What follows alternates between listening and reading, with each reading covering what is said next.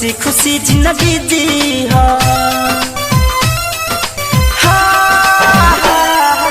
Tension कवनो मत ली खुशी खुशी जिंदगी जी दिल में न कवनो सवाल रखियो दिल में न कवनो सवाल रखियो जान जाते बारू तू ससुररिया जान जाते बारू अब ससुररिया तू अपन ख्याल रखियो जान जाते बारू अब ससुररिया तू अपन ख्याल रखियो।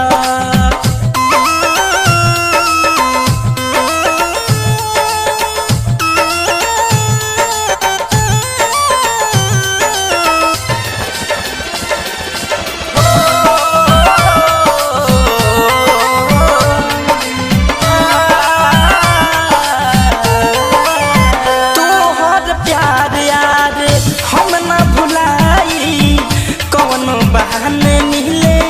तोहरा से आई हो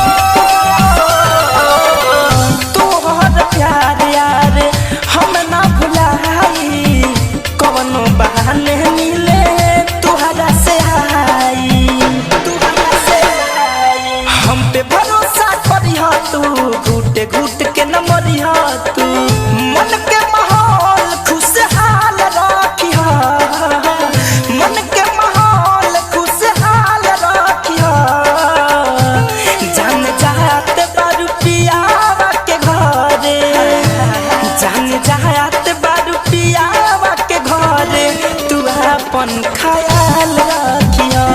जान जात बारू अब ससुररिया तू अपन ख्याल रखियो।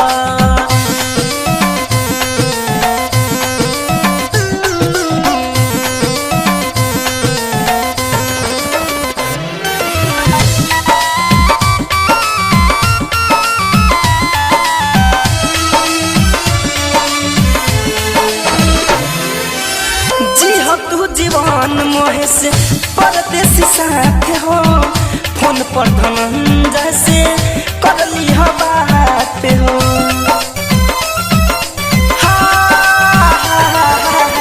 जी हाँ तू जीवन प्रिय अंशु के साथ हो फोन पर धनंजय से कर ली बात हो आंसू जली बहई हो तू हंस के वक्त बितैया तू सोना हमारा खुद के संभाल रखियो सोना हमारा खुद के संभाल रखियो जान जाते बारू अब ससुररिया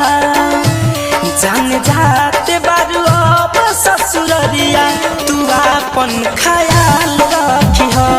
जान जाते बारू अब ससुररिया तू अपन ख्याल रखियो टेंशन कवनो मत ली खुशी खुशी